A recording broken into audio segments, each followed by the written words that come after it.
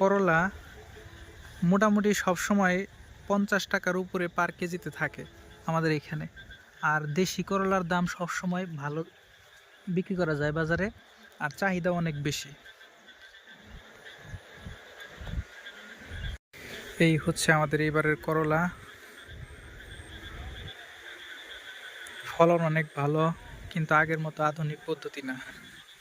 আমরা শুরুতে যেই 2 বছর আগে আধুনিক পদ্ধতিতে করলা চাষ এবং শসা, তারপরে টমেটো, আমাদের এখানে এই মাচায় বিভিন্ন ধরনের সবজি চাষ করেছি। এখানে দেখতে পাচ্ছেন, এটা আমাদের ভাষায় এটাকে বলা হয় পুরকল, আর আছে দুম্বা,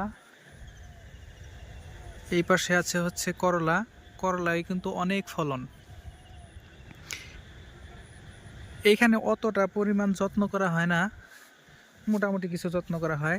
আর নিচ দিয়ে পাট শাক, ডাঁটা, তারপরে আরও বিভিন্ন ধরনের সবজি আছে। এরপরে মাঝখানে কিছু কুমড়া গাছ আছে, কুমড়ায় মোটামুটি ভালোই ফলন। করলা চাষ করলে সব সময় করলার দাম বাজারে ভালোই থাকে। আগে আমরা যে করলা চাষ করেছিলাম সেখানে জমির পরিমাণ ছিল প্রায় 14 শতাংশ, আর ওইখানে ছিল আধুনিক পদ্ধতি।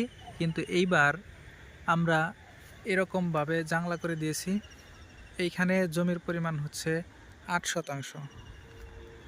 তো তুলনামূলকভাবে দেখা গেল এইখানে খরচ কম। আর আগের বার যখন আধুনিক পদ্ধতিতে করেছিলাম তখন অনেক যত্ন করে সেই জিনিসগুলা, আর এইবার হচ্ছে এইখানে কোনো যত্ন ওইরকম করা হয় না, কিন্তু ফলন মোটামুটি কম না।